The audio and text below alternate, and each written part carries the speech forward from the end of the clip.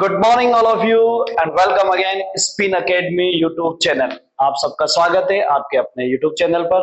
और दोस्तों आप हम ले आए हैं आज फिर से एक नया topic electrolytic cell. Electrochemical cell के अंदर अभी तक हमने गैल्वेनिक सेल का डिस्कशन किया था। गैल्वेनिक सेल जो कि आपने समझा, उसके सारे मेथड्स और नस्ट इक्वेशन पे आके हमने उसको खत्म भी किया। उसके सारे फॉर्मूले जो कंसंट्रेशन बेस पे चल रहे थे वो सारी चीजें हमने देखी है। अब आते हैं हम केमिकल सेल के दूसरे पार्ट पर और वो है इलेक्ट्रोलाइटिक सेल। सबसे पहले तो हम ये समझने की कोशिश करेंगे कि electrolytic cell and galvanic cell, what is the difference between the both. इन दोनों के बीच में क्या डिफरेंस है वो देखेंगे। आपने जब गैल्वेनिक सेल पढ़ा था तो उसमें आपने नोटिस किया कि in a galvanic cell there have two beaker and one particular electrode put in the separated beaker with the chemicals। ये आपने देखा था and they are connected to each other for complete the circulation। इनको आपने complete करने के लिए एक दूसरे को कनेक्ट किया and we put the salt bridge। यहाँ पे सॉल्ट ब्रिज पुट किया था किस लिए? द पोटेंशियल डिफरेंस जो क्रिएट हो रहा था उसको रिमूव करने के लिए। तो ये तो आपका गैल्वेनिक सेल था। बट हमारे पास है इलेक्ट्रोलाइटिक सेल। इलेक्ट्रोलाइटिक सेल में क्या है? We have only one single beaker. हमारे पास यहाँ पर एक सिंगल बीकर है। ओके, तो यहाँ पर अपने पास वन सिंगल बीकर है। देखो जरा, वन सिंगल बीकर है और इस वन सिंगल बीकर में हमारे पास टू डिफरेंट इलेक्ट्रोड्स है। टू डिफरेंट इलेक्ट्रोड्स है, एक इधर है और एक इधर है। टू डिफरेंट इलेक्ट्रोड्स है, लेकिन in this cell two different electrode put in a same beaker. एक सेम बीकर में हमने इसको रखा है और इनको हम कनेक्ट करते हैं, कनेक्ट विद द बैटरी। इसको बैटरी के साथ कनेक्ट करते हैं। वहां पर बैटरी की रिक्वायरमेंट नहीं थी, तो यहाँ पर कंडीशन क्या है कि यहाँ बैटरी की रिक्वायरमेंट नहीं है, लेकिन यहाँ पर बैटरी की रिक्वायरमेंट है ना। तो आपने क्या किया, इधर जो पोल है वो बैटरी के साथ इनको कनेक्ट कर दिया। और अब इन दोनों को समझने की कोशिश करेंगे। यहां पर क्या था आपके पास गैल्वेनिक सेल में, क्या प्रोसीजर थी? Electric chemical energy convert into electrical energy. यहाँ पर जो केमिकल्स थे वो इलेक्ट्रॉन प्रोड्यूस कर रहे थे और उससे करंट सर्कुलेशन बन रहा था और करंट प्रोड्यूस हो रहा था। तो यहाँ पर केमिकल से करंट चल रहा था, तो chemical energy convert into electric energy. But यहाँ पर क्या है, हम इलेक्ट्रिकल एनर्जी दे रहे हैं। इलेक्ट्रिकल एनर्जी क्या कर रहे हैं? दे रहे हैं। और इलेक्ट्रिक एनर्जी देंगे तो किस में कन्वर्ट हो जाएगा? केमिकल एनर्जी में। तो in this cell the electric energy convert into chemical energy. तो ये तो प्रोसीजर किसका है? Electric energy convert into chemical energy में। और यहां पर क्या था? Chemical energy convert into electrical energy. I hope कि आपको ये दोनों चीजें समझ में आ गई होगी। तो इलेक्ट्रोलाइटिक सेल और गैल्वेनिक सेल में क्या डिफरेंस है। चलिए अब बात कर लेते हैं। यहां पर हमने यहां पर आपको बैटरी के साथ इसको सेल को कनेक्ट कर रहे हैं, तो हमने क्या किया, यहाँ पर बैटरी के साथ कनेक्ट किया, तो इसे पॉजिटिव नेगेटिव पोल के साथ कनेक्ट कर दिया। अब आपको पता होगा कि हमने इसको, जब बड़ा सेल है, सेल क्या है? बड़ा है। इस सेल के कंपैरिजन में सेल बड़ा है, गैल्वेनिक डबल बीकर का है। तो इसको लर्न करने के लिए हमें क्या करना पड़ेगा? लोन लेना पड़ेगा। क्या करना पड़ेगा? लोन लेना पड़ेगा। और लोन लिया तो इसका मतलब लेफ्ट है, लेफ्ट है, इसका मतलब ऑक्सीडेशन है, और इसका मतलब एनोड है। क्या है? एनोड है। और इसका मतलब क्या है? नेगेटिव है। क्या है? नेगेटिव है। नेगेटिव है ना, क्या है? नेगेटिव है। तो आपको यहां पे भी लोन लेना है, लेकिन क्या कर देना है? इस एनोड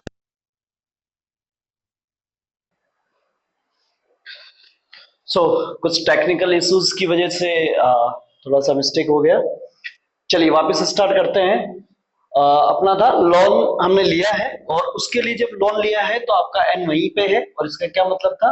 लेफ्ट ऑक्सीडेशन एनोड और नेगेटिव चार्ज। इसके लिए जब लोन लेते हैं तो हमें क्या करना होता है, एन को रिप्लेस कर देना होता है पी से, यानी कि चार्ज में चेंज लाएंगे, बाकी सब सेम होगा। लेफ्ट में ऑक्सीडेशन होगा, एनोड होगा, और पॉजिटिव है तो यहाँ पर पॉजिटिव ले आएंगे, नेगेटिव जो था उसके। ठीक है, क्यों लाते हैं, क्योंकि इधर जो है कनेक्टिविटी बैटरी के साथ करते हैं, और जो बैटरी का पोल है वो पॉजिटिव है, और बैटरी का जो इधर का पोल है वो नेगेटिव है। ठीक है ना, इस वजह से इस पे क्या है, पॉजिटिव चार्ज और नेगेटिव चार्ज। तो ये ध्यान रखना है कि इधर एनोड पे चार्ज पॉजिटिव है और यहाँ एनोड पे चार्ज नेगेटिव है। ठीक है, नेगेटिव है, ये ध्यान रखना है। यहाँ कैथोड पे चार्ज नेगेटिव है, वहां कैथोड पे चार्ज पॉजिटिव है। Got it. तो आई होप कि ये बात आपको समझ में आ गई होगी। ये आपके पास सेल है। तो अब जल्दी से हम टॉपिक को आगे बढ़ाते हैं। क्या है आपके पास, इलेक्ट्रोलाइटिक सेल। क्या है इलेक्ट्रोलाइटिक सेल, अभी भी जस्ट हमने बात की। इस सेल के अंदर क्या होता है, इलेक्ट्रिक एनर्जी जो है वो कन्वर्ट होती है केमिकल एनर्जी में। चलिए एक दूसरी बात, यहां पर नोट लगा के हम बात लिखेंगे, क्या है कि it is non spontaneous chemical reaction, क्योंकि ये खुद ब खुद नहीं हो रही है, इधर रिएक्शन जो है खुद ब खुद चल रही थी। तो हमने यहाँ पर किस किस हेल्प ली है रिएक्शन कंप्लीट करवाने के लिए, हमने जो है एक्सटर्नल सोर्स लिया है कोई दूसरा, वो है बैटरी, उसके थ्रू ये चल रही है। फिर आ गया आपका इलेक्ट्रोलाइसिस प्रोसेस। इलेक्ट्रोलाइसिस प्रोसेस है, तो इलेक्ट्रोलाइसिस प्रोसेस में क्या होता है, इलेक्ट्रोलाइसिस प्रोसेस में हम किसी इलेक्ट्रोलाइट को जब डालते हैं सॉल्यूशन के अंदर तो वो डिसोसिएट होता है आयंस में, है ना, और किसके थ्रू हम इलेक्ट्रिक करंट अगर पास करते हैं तो उसके थ्रू अगर प्रोसीजर करवा रहे हैं तो उसको हम क्या बोलते हैं, electrolysis process. In this process decomposition of electrolyte by passing the current through in aqueous solution और मोल्टन स्टेट। उसकी एक्वस सॉल्यूशन और मोल्टन स्टेट में अगर हम करंट फ्लो कर देते हैं जिसकी वजह से इलेक्ट्रोलाइट जो है वो डिकम्पोजिशन हो जाता है, डिसोसिएशन हो जाता है उसके आयंस में। ठीक है ना, तो वो आयंस जब मोबिलिटी करते हैं तो उसकी उस पूरे प्रोसीजर को हम क्या कहते हैं, electrolysis process. Got it. I hope कि आपको ये बात भी समझ में आ गई होगी। तो अभी तक हमने पूरे इसमें दो चीजें समझी, इलेक्ट्रोलाइटिक सेल क्या होता है, उस सेल के अंदर जो एनर्जी कन्वर्जन है वो हमने देखा इलेक्ट्रिक से केमिकल में। इलेक्ट्रोलाइसिस प्रोसेस क्या है, अगर हमने किसी केमिकल के अंदर उसके मोल्टन या एक्वस स्टेट में करंट पास कर दिया तो इस प्रोसीजर को क्या बोलते हैं, इलेक्ट्रोलाइसिस प्रोसेस बोलते हैं। और इसमें जो यूज करेंगे उस केमिकल को क्या बोलते हैं, इलेक्ट्रोलाइटिक केमिकल बोलते हैं। क्या बोलते हैं,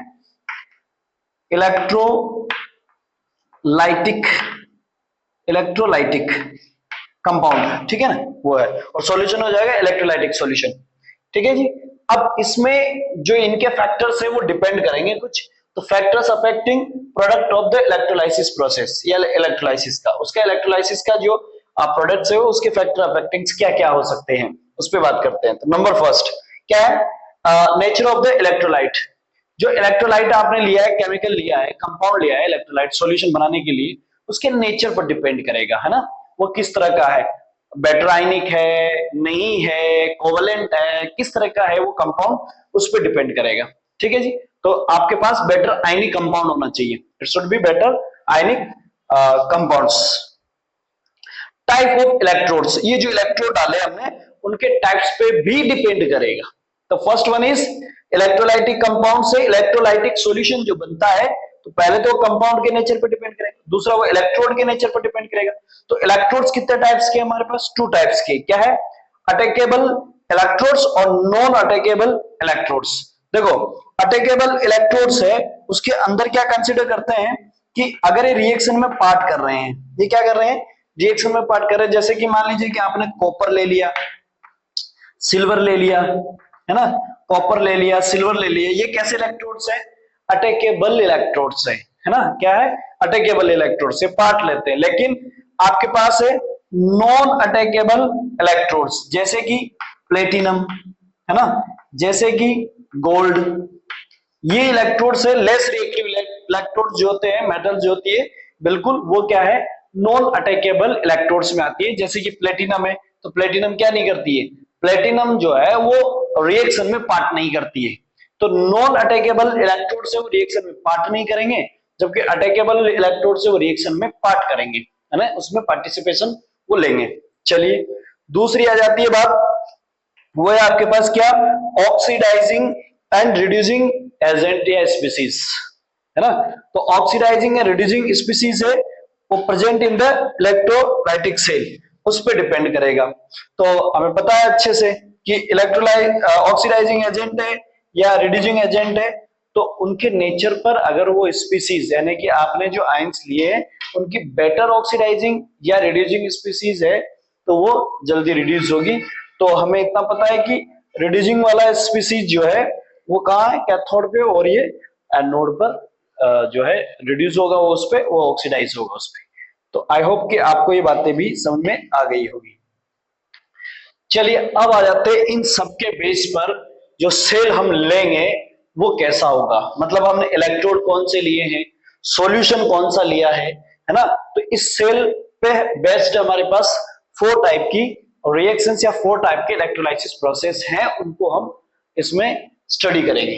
तो आपके पास इलेक्ट्रोलाइसिस किसका है, सम इंपॉर्टेंट कंपाउंड, उसमें फर्स्ट है इलेक्ट्रोलाइसिस ऑफ मोल्टन NaCl, किसकी बात कर रहे हैं, मोल्टन NaCl।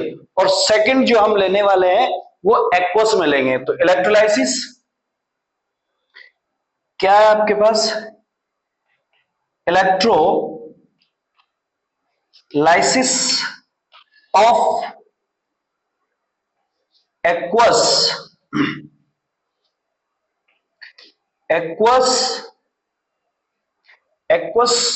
NaCl, क्या ले रहे हैं हम, एक्वस NaCl ले रहे हैं, ठीक है। तो इलेक्ट्रोलाइसिस ऑफ मोल्टन NaCl और इलेक्ट्रोलाइसिस ऑफ एक्वस NaCl, इन दोनों को हम लेंगे इसमें और इनकी स्टडी हम करेंगे। चलिए स्टार्ट करते हैं, इसको रफ कर देते हैं ना, इसको रफ कर देते हैं। चलिए देखो जरा, अगर हमने मोल्टन स्टेट में लिया है, किसको लिया है, NaCl को, NaCl को हम जो ले रहे हैं वो किस में ले रहे हैं, मोल्टन में ले रहे हैं। तो आपने जब सेल बनाया तो सेल में आपने जब सेल बनाया तो इस सेल के अंदर आपने 2 इलेक्ट्रोड लिए, एक इलेक्ट्रोड यहां है, एक इलेक्ट्रोड यहां है ना, और इनको आपने कनेक्ट कर दिया बैटरी के साथ। किसके साथ कनेक्ट कर दिया, बैटरी के साथ कनेक्ट कर दिया, बैटरी के साथ कनेक्ट कर दिया, प्लस और माइनस, ये आपके पास पॉजिटिव में, ये माइनस नेगेटिव में। हमें पता है इधर कौन होगा, एनोड, और इधर कौन होगा, कैथोड, ठीक है, एनोड और कैथोड। तो देखो आपने सॉल्यूशन के अंदर जो लिया है वो लिया है, मतलब सॉल्यूशन नहीं है, मोल्टन में है ना, सॉल्यूशन में नहीं है, मोल्टन में है।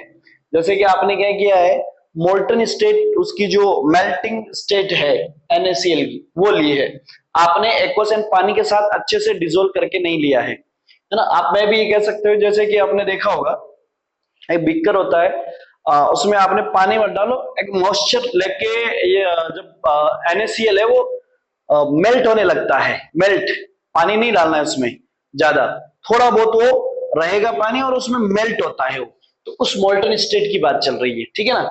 और एक्वस यानी कि और पानी बढ़ा दोगे तो एक्वस हो जाएगा, तब अच्छे से आयंस जो है वो डिसोसिएट सेपरेटली होके मूव करेंगे।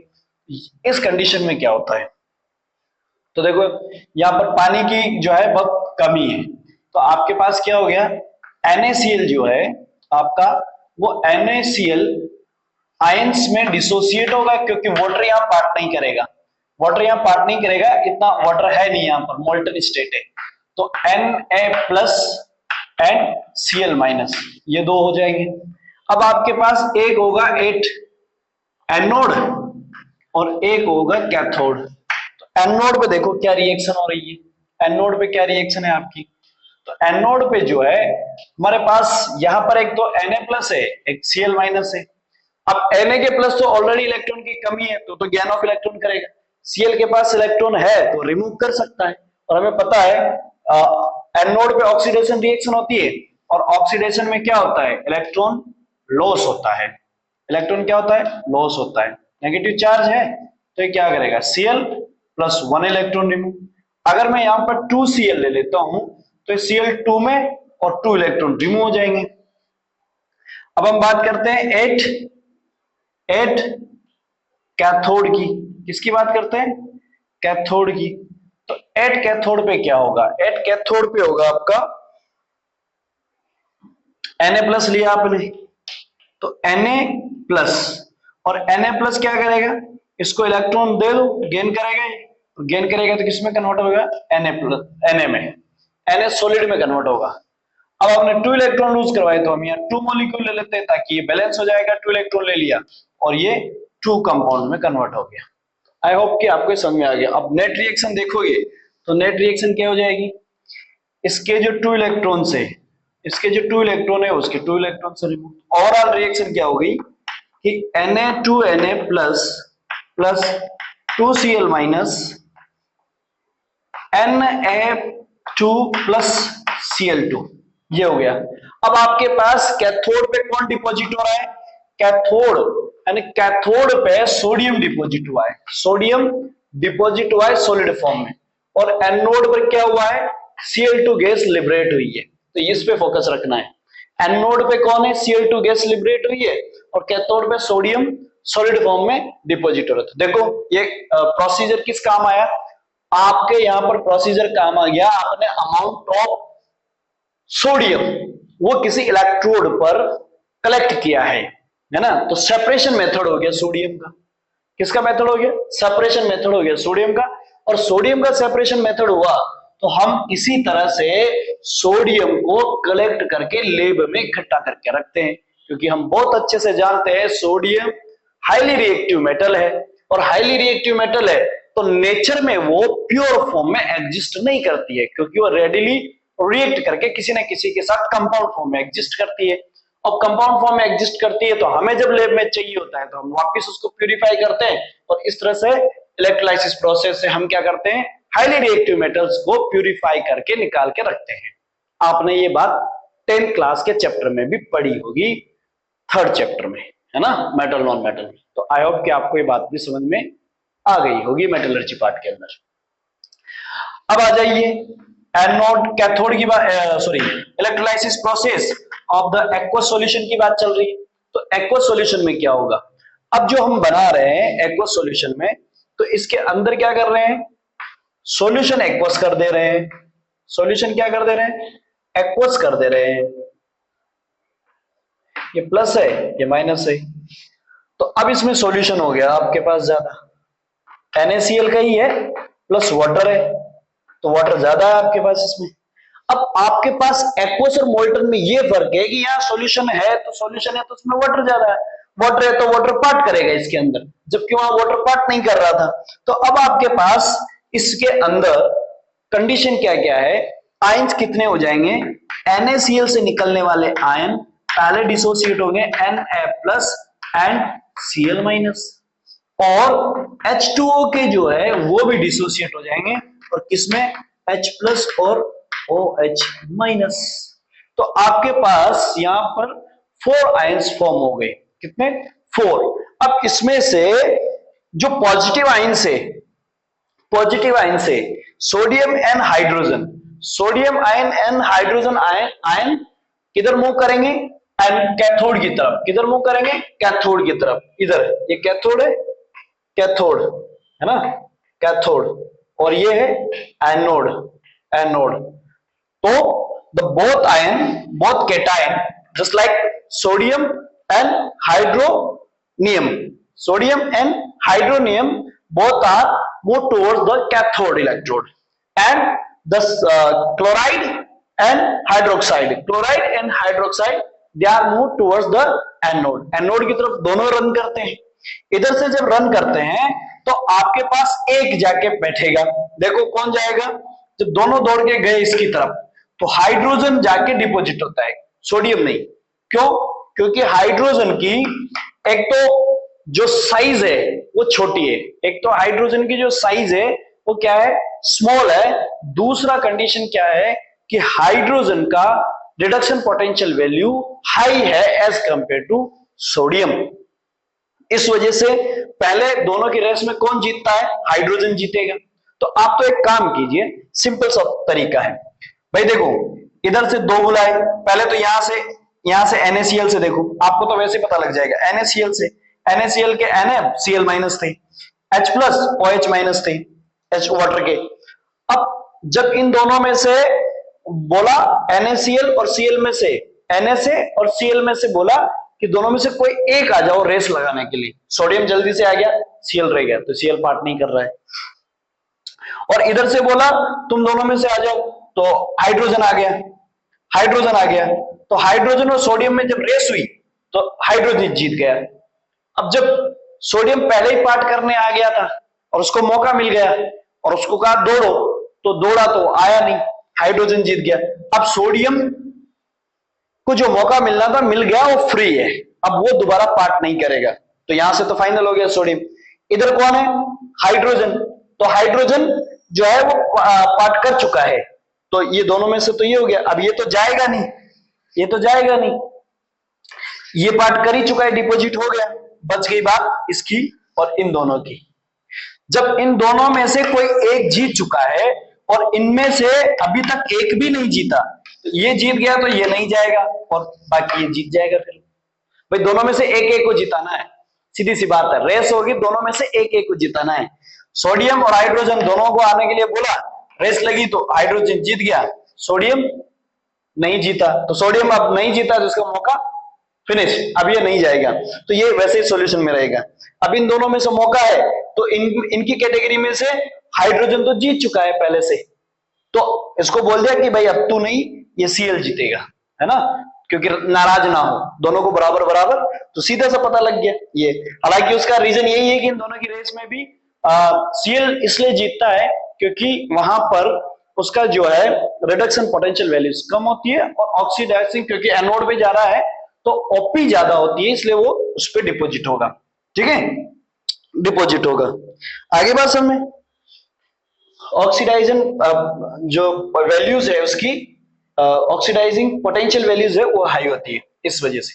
तो आई होप कि आपको ये बात समझ में आ गई। तो देखो फिर इस पे बात रखें इसको, 8 एनोड पर, 8 एनोड पर, एनोड पे क्या हो जाएगा, एनोड पे कौन है, इन दोनों में से जाएगा माइनस वाला, तो कौन गया, Cl चला गया, क्योंकि Cl जीत गया था, तो Cl2 और प्लस 2 इलेक्ट्रॉन रिमूव, तो इसको 2 कर दो।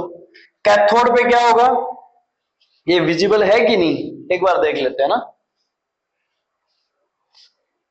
यस अभी तो विजिबल है मामला, तो यहां पर लिख देते हैं एट कैथोड, क्या है कैथोड, तो कैथोड पे कौन जीता, हाइड्रोजन, तो हाइड्रोजन प्लस प्लस 2 इलेक्ट्रॉन और ये H2 पे चला गया, तो इसको 2 कर दो, H2 पे 2 इलेक्ट्रॉन, ये हो गया। नेट रिएक्शन में उधर लिख दूंगा ना, नेट रिएक्शन में उधर लिख दूंगा, चलो इतना विजिबल है।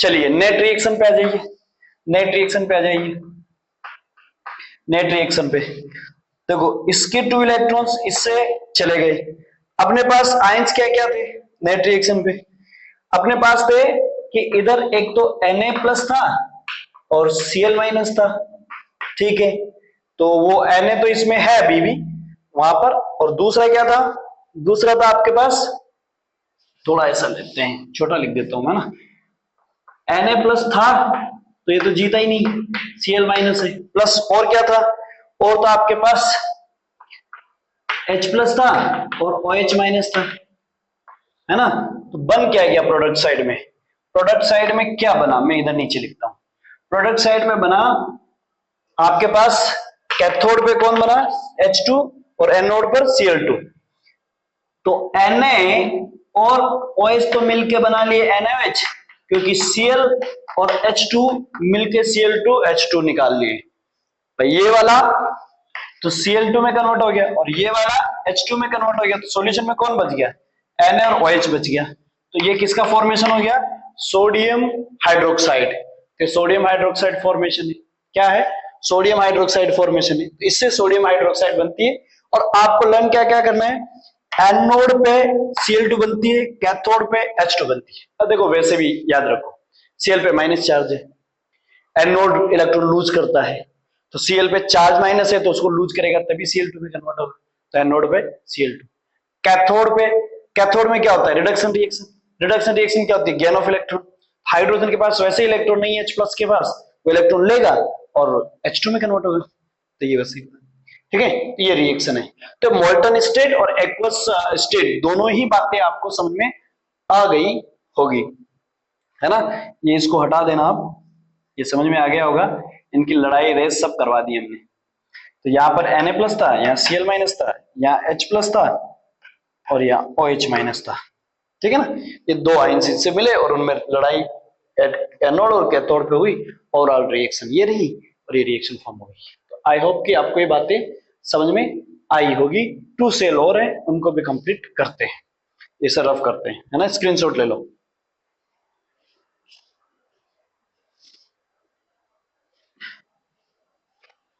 देखो स्टार्ट करते हैं। यहाँ पर हमने डबल सेल पढ़ा है, ये वाला मोल्टन और एक्वस का पढ़ लिया है।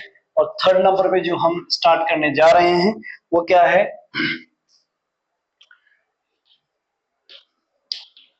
इलेक्ट्रोलाइसिस ऑफ एक्वस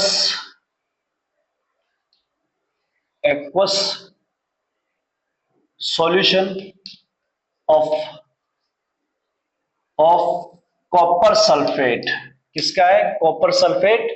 लेकिन यहां पर क्या कर रहे हैं, यूजिंग द प्लेटिनम इलेक्ट्रोड। एक इलेक्ट्रोड क्या कर रहे हैं, प्लेटिनम का यूज कर रहे हैं। इलेक्ट्रोड प्लेटिनम का इलेक्ट्रोड यूज कर रहे हैं। तो हमने क्या किया है, सेल बनाया,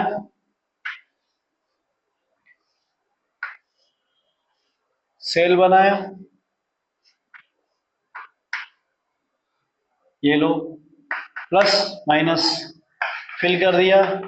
अब अपने एक इलेक्ट्रोड जो है वो किसका लिया है, प्लेटिनम का लिया है और एक नॉर्मल लिया है। तो यहां पर ये कैसा है, प्लेटिनम नॉन अटैकेबल है। कैसा है, नॉन अटैकेबल है। तो हमारे पास फिर से कंडीशन देखो कि एक तो हमारे पास हमने जो आयन लिया है वो क्या क्या है, कंपाउंड से निकलेगा, कॉपर सल्फेट से निकलेगा।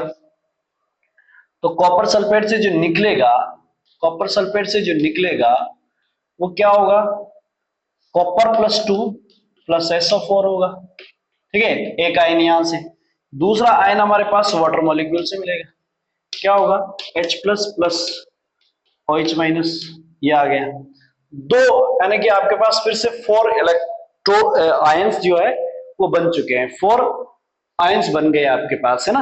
अब इन 4 आयंस में से क्या होगा, अब जो आपके पास दो तरीके के मैं बताऊंगा, यहां पर सेम अगला वाला जो होगा वो भी यही होगा, electrolysis of aqua solution of copper sulphate, बस यूजिंग कॉपर इलेक्ट्रोड करेंगे।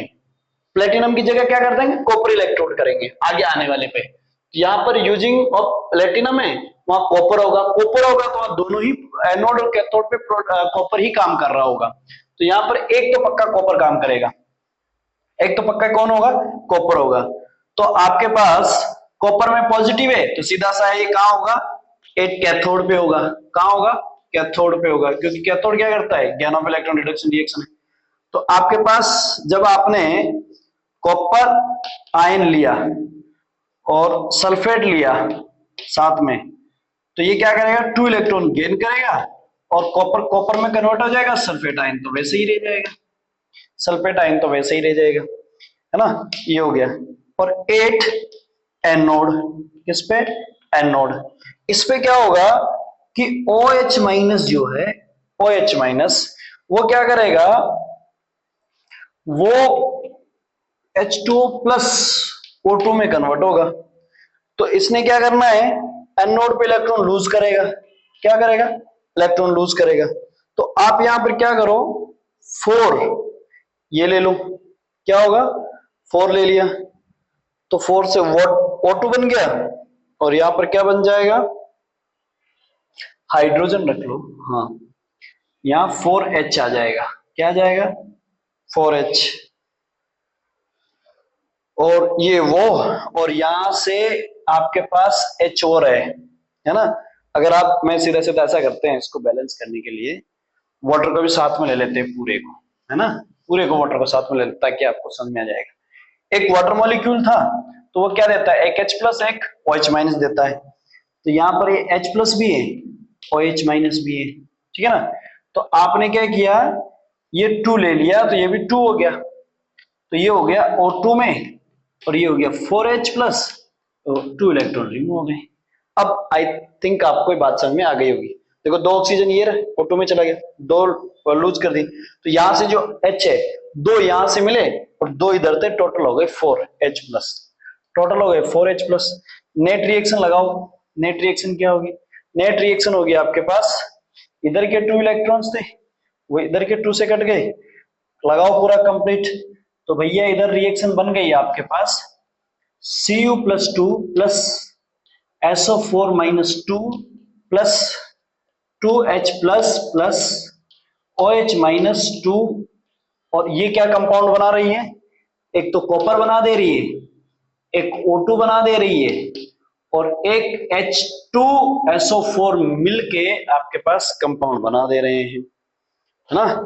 कितना है, H2SO4 क्या है, H2SO4 कंपाउंड्स बना दे रहे हैं, ठीक है ना।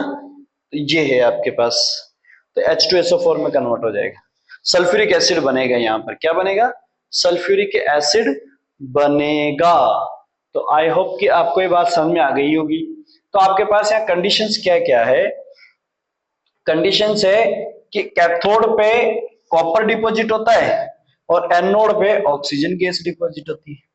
एनोड पे क्या हो रही है, ऑक्सीजन गैस, कैथोड पे क्या हो रही है, कॉपर। तो ये आपको समझ में आ गई होगी ये रिएक्शन भी।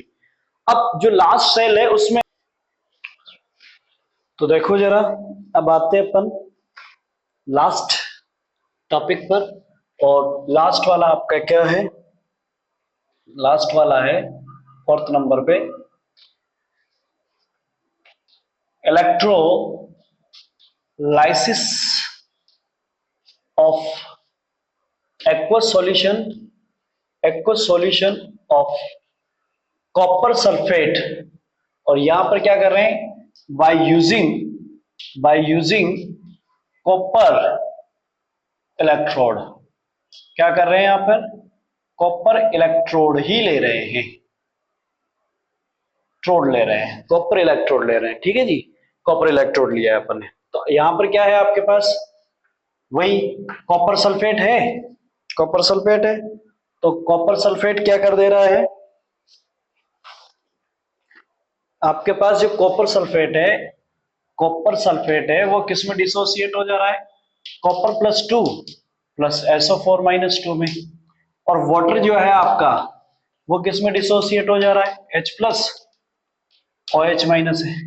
लेकिन अब की बार जितना भी पार्ट करेगा वो कौन करेगा, कॉपर ही करेगा। क्यों करेगा, देखो कॉपर सल्फेट सॉल्यूशन में है तो ये पार्ट करने वाला है, और यहां पर अब की बार जो हमने इलेक्ट्रोड यूज किया है वो कॉपर इलेक्ट्रोड यूज किया है, और हमने पढ़ा था अभी ये अटैकेबल इलेक्ट्रोड है, मतलब ये पार्ट करेगा रिएक्शन में।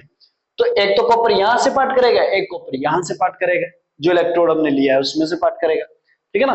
तो एक तो यहां एक वहां, 2 इलेक्ट्रोड जो है वो पार्ट करेंगे। सॉल्यूशन वाला इलेक्ट्रोड है वो तो कैथोड में जाएगा, और उसका वाला जो है एनोड में जाएगा। क्यों, क्योंकि ऑलरेडी सॉलिड फॉर्म में है ऐसा, और ये आयन फॉर्म में है। तो आपके पास क्या होगा कि 8 कैथोड पे सॉल्यूशन वाला होगा। क्यों होगा, क्योंकि वो ऑलरेडी आयन में है, तो गेन करेगा 2 इलेक्ट्रॉन, कन्वर्ट हो जाएगा कॉपर में। और एनोड पर एनोड पे जो कॉपर इलेक्ट्रोड था, ये कॉपर इलेक्ट्रोड है, तो क्या करेगा, कॉपर आयंस में आएगा और इलेक्ट्रोड 2 इलेक्ट्रॉन्स लूज करेगा, है ना, 2 इलेक्ट्रॉन्स लूज करेगा। तो ये इसमें आपस में यही रिएक्शंस चलती रहेगी। नेट रिएक्शन क्या है, कॉपर प्लस 2 से प्लस कॉपर में है, और ये किसमें हो रहा है, कॉपर प्लस 2 से कॉपर में कन्वर्ट हो रहा है। तो ये इलेक्ट्रोड है, इसमें ये खुद पार्ट कर रहा है। तो आई होप कि आपको ये समझ में आ गई होगी, जब हम ऐसे इलेक्ट्रोड में अटैकेबल इलेक्ट्रोड यूज करते हैं तो रिएक्शन पार्ट करने लगता है, जबकि इसमें नहीं करता है। तो ये दोनों ही आपको समझ में आ गया होगा। यहां देख लेना एक बार, ये 2 इसको 4 कर देना, है ना, ये 4 कर दोगे तो आपने क्या किया, यहाँ पर 4 करोगे तो 2 इसमें कन्वर्ट हो जाएगा, और यहाँ पर एक वाटर मॉलिक्यूल भी बन जाएगा, है ना। क्या हो जाएगा, वाटर मॉलिक्यूल हो जाएगा, क्योंकि इसके 2 तो जो है O2 में कन्वर्ट हो गए और 2 हाइड्रोजन वहां से लूज, और 2 OH जो है वो इसके साथ रिएक्ट करके और H2O में 2H जो है वो इसके साथ हो जाएगा। तो मान लीजिए कि ये 2H तो जो गए किसके साथ गए, इसके साथ गए। यहां पर जो थे उसमें से ऑक्सीजन तो बन गया और 2 यहां पर आपके पास कौन रह गए, OH, 2 OH तो यही रह गए, और जो आपके पास 2 OH थे वो O2 में और 2 हाइड्रोजन यहाँ पे, वो दोनों मिलके और 2H ये दोनों मिलके वाटर मॉलिक्यूल बना लेंगे डबल। तो यहाँ पर वाटर मॉलिक्यूल भी बन जाएगा आपका H2O2, यहाँ पर क्या है, वाटर मॉलिक्यूल भी बन जाएगा, है ना। भाई ये समझ में आ गया होगा ना। ये 4 अगर मैंने लिया है तो यहाँ पर जो 2 है, 2 OH है, 2 वो तो O2 प्लस 2 हाइड्रोजन रिमूव हो गए होंगे, तो O2 तो ये रहा और 2 हाइड्रोजन है ये, और इसके 2 OH शेप के शेप रह गए 4 में से, तो ये हाइड्रोजन और ये मिलके आपस में H2O बना लिया होंगे। बाकी रिएक्शन भी आपके सामने है। आई होप कि आपको ये बात समझ में आ गई होगी और अपना इलेक्ट्रोलाइसिस प्रोसेस जो रिएक्शन से मेथड है वो आपको समझ में आ गया होगा। अब हम आगे जो बात करने चलेंगे, यहीं से जनरेट जो हुआ है वो है फैराडे लॉ। नेक्स्ट वीडियो में फैराडे लॉ के बारे में हम बात करेंगे, फैराडे लॉ को लेके आएंगे, फैराडे लॉ के फर्स्ट लॉ सेकंड लॉ की बात करेंगे। क्यों करेंगे, क्योंकि फैराडे बोलता है जो इलेक्ट्रोड पर अमाउंट ऑफ सब्सटेंसेस डिपॉजिट हुआ है उसमें वो डिपेंड करेगा आपके करंट पर। किस पे डिपेंड कर रहा है, करंट पर, तो उस पे बात करेंगे, उसके चार्ज पर डिपेंड करेगा ना।